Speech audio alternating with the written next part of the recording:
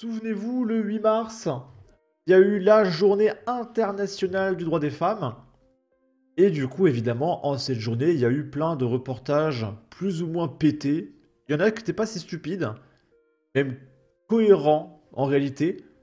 Et il y en a qui étaient pétés, comme celui qu'on va regarder là. En 2024, seulement 15% des gamines choisissaient la spécialité numérique. Et donc ils se plaignent qu'il n'y a pas d'égalité dans la spécialité numérique. Et peut-être que c'est que les filles ne sont pas intéressées par la spécialité numérique. Si elles sont pas là, elles sont autre part. Par exemple, elles sont surreprésentées dans le domaine de l'aide sociale. Donc l'aide aux soignants, les maîtresses, auxiliaires de crèche, des trucs comme ça, infirmières. Et là, on se plaint pas de l'égalité homme-femme. On dit pas, mais vous vous rendez compte, il n'y a que 5% d'hommes parmi les infirmières et les infirmiers. En fait, l'égalité, c'est seulement quand il y a plus d'hommes. Ils comprennent pas le concept de répartition. Et du coup, ils veulent obliger les gamines à faire quelque chose qu'elles n'aiment pas, donc le numérique, pour qu'il y ait des quotas de respecter. Et tant qu'il n'y aura pas 50%, ils vont se plaindre. S'il y a 49,5%, ils vont se plaindre parce que c'est pas légal. Donc ils vont pousser encore plus de gamines à faire ce qu'elles aiment pas faire. C'est terrible. C'est terrible en réalité. Alors, la première question, en 2020, quel était le pourcentage de filles en terminale dans la filière numérique et sciences informatiques? Donc là, ils font un petit jeu, genre et inégalité, pour sensibiliser les gamins, pour les matrixer, leur expliquer qu'ils sont méchants, d'accord, et qu'ils s'en rendent pas compte. Prendre conscience d'une situation, rien de tel que des chiffres. 10. 10,9, c'est pas... Non, c'est 0,9. 0,9%, j'avoue que je m'y attendais pas. Je n'attendais pas à ce que ça soit aussi bas. Depuis, ça va un peu mieux. La spécialité numérique compte 15% de filles cette année, mais c'est encore trop peu. La faute à... Comment ça, c'est trop peu? Si elles veulent pas faire ça, on va pas les y obliger. C'est absolument horrible. Je m'étonne qu'après elles soient en burn-out, etc., et qu'elles soient perdues, etc. Laissez-les faire ce qu'elles aiment. Et pareil pour les garçons, laissez-les faire ce qu'ils ont envie de faire. Vous n'avez pas à orienter leur choix d'avenir pour respecter des quotas. Il faut que dans toutes les filières du monde, ce soit 50-50 à la virgule près. Mais c'est horrible. Vous comprenez que les femmes et les hommes, elles sont différents? Est-ce que vous vous plaignez des quotas dans la maçonnerie? Il y a 95% d'hommes en maçonnerie. Vous vous plaignez là ou pas de l'égalité?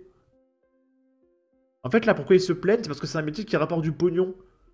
Et ils veulent que les femmes, aient plus de pognon. Voilà, tout simplement. Les stéréotypes qui pèsent dès le CP. Les filles creusent alors l'écart en français, mais sont moins performantes en maths et perdent confiance. Une fille qui est d'un niveau moyen en mathématiques ne va pas oser prendre la spécialité maths, alors qu'un garçon qui a un niveau moyen, il va oser. Autre hypothèse. Peut-être que la fille n'a pas envie, en fait, tout simplement. En troisième, il y avait beaucoup de jugements des garçons par rapport aux filles. Par exemple, quand je participais, par exemple, si je donnais pas la bonne réponse, ça se moquait. Ou de toute façon, ta place, c'est dans la cuisine, ou quand on a une note plus faible que celle d'une fille, c'est la honte. C'est des choses qui sont... J'ai jamais entendu parler de ça. Alors, le témoignage de la fille, c'est parce que le journaliste lui demande « Hey, dis-moi un truc, dis-moi un truc. » Alors, il répond « Bon, une fois, j'ai levé la main, je me suis trompé, on s'est moqué de moi. » Ok. Oui, ça arrive, hein, c'est pas une question de homme-fille. Et là, après, ils ont pas eu assez d'informations, alors ils demandent au professeur de raconter des histoires. Qui a déjà entendu des gamins, genre, je sais pas, 14-15 ans, dire « Ouais, ta place, c'est la cuisine, n'importe quoi. » Mais personne ne dit ça, hein. Personne ne dit ça. Juste parce que tu t'es trompé à une question, ça n'existe pas, hein. Très présent, donc il faut aller déjà sur ce terrain-là des garçons, et puis après, c'est aussi aller sur le terrain des filles. Un enjeu qui devra aussi être pris en compte dans la future réforme de la formation des professeurs. La future réforme. D'accord. C'est tragique. Imposer un métier aux femmes qu'elles ne veulent pas faire pour respecter des quotas. Par contre, les métiers du social où les femmes sont ultra majoritaires, il n'y a aucun quota. Vraiment, je ne comprends pas. Oui, et Le féminisme, c'est de les obliger à faire des maths ou de choisir le numérique. Et si on arrêtait de décider pour elles ce qui est mieux pour elles, laissez-les faire leur propre choix. Alors que Safran Vous pensez qu'elles sont trop stupides et elles savent pas prendre leurs propres décisions? C'est pas justement ça qui est méchant? Là, c'était le 8 mars, encore une fois. Le mouvement Nous Toutes, censé être l'une des plus grosses associations féministes de France, est complètement wokisé. Sur sa page Facebook, il appelle à ne plus employer le terme femme, qui serait essentialisant. C'est tout bonnement orwellien. Le 8 mars, ce n'est pas la journée de la femme. Utiliser le terme femme est essentialisant. Cela sous-entend que les femmes feraient partie d'un groupe homogène. Alors, en fait, j'essaie de réfléchir. De préférence, blanche, mince, valide. Mais c'est votre problème, en fait, si vous êtes omnibulé par les couleurs de peau. Vous êtes complètement ravagé. Hein. Or, toutes les femmes ne subissent pas les mêmes oppressions.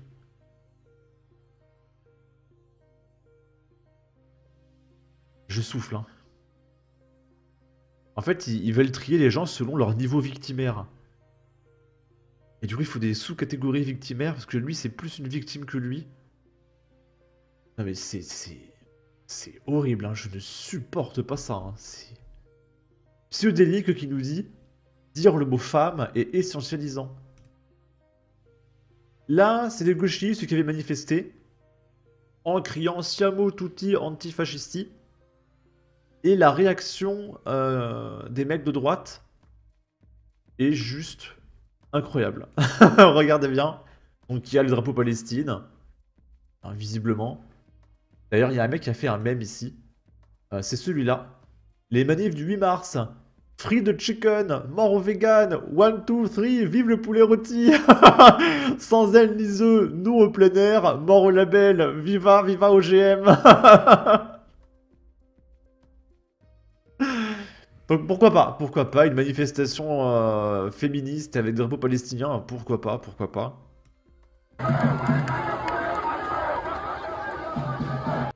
Et là regardez, il y a des mecs qui sont là, drapeau français pour le coup, et ils sont complètement immobiles, et juste, ils regardent au loin, et ils constatent.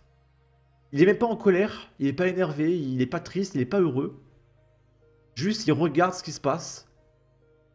Et il réfléchit un petit peu, voilà, à ce qui se passe.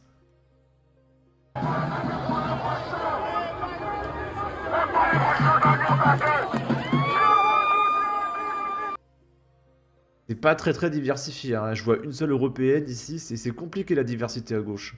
Là, il y a lui qui a fait un peu un gros doigt. Oui, il a un masque Covid, on est en 2025, mec, c'est fini le Covid. Cette bande de golems, quoi, c'est terrible. Ah, je sais, je crois que c'est pour cacher son visage, parce qu'ils assument pas.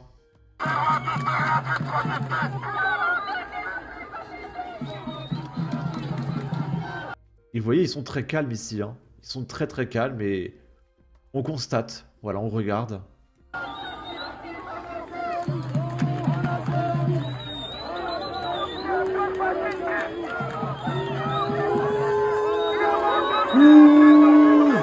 Bouh. Il y a beaucoup de doigts, hein. Ils font tous des doigts. Je ne crois pas que se mettre un doigt dans certaines parties du corps soit autorisé par Allah, mais c'est pas grave. Et on termine par un tweet d'Ercilia Soudé, notre nouveau trésor national français. C'est Alice Cordier qui dit « 150 policiers mobilisés pour que l'on puisse faire notre conférence à Limoges. Parce que le risque de subir des violences était trop élevé. C'est juste hallucinant de devoir vivre comme ça. Merci infiniment aux policiers. Et tant pis pour les gauchistes qui se sont gelés le derrière pendant qu'on diffusait la bonne parole. » Ercilia Soudé qui réagit « La bonne parole ? En fait, le collectif Némésis, c'est une secte. » Et elle se prend une note de la communauté. « Bonne parole est une location française qui a le même sens que convaincre. » Et Alice Cordier réagit. « Locution verbale, essayer de convaincre. Prêcher la bonne parole. » Je rappelle que Ercilia Soudé est une maîtresse de français. Voilà. Désolé, il y a un petit malaise, hein, mais c'est compliqué la France insoumise. Et je plains les élèves qui ont eu Ercilia Soudé comme prof, ça doit être très très très compliqué. Hein. Là, il y a un mec qui fait ce même. Ah bah c'est Alice Cordier. Avec le cerveau dans le mixeur. C'est compliqué, hein, c'est compliqué. Bon. Sur ce, n'hésitez pas à donner votre avis, votre opinion, à partager, liker, commenter. Ça aidera au référencement de la vidéo sur YouTube. Abonnez-vous, suivez-moi sur Twitter. Prenez soin de vous. Salut!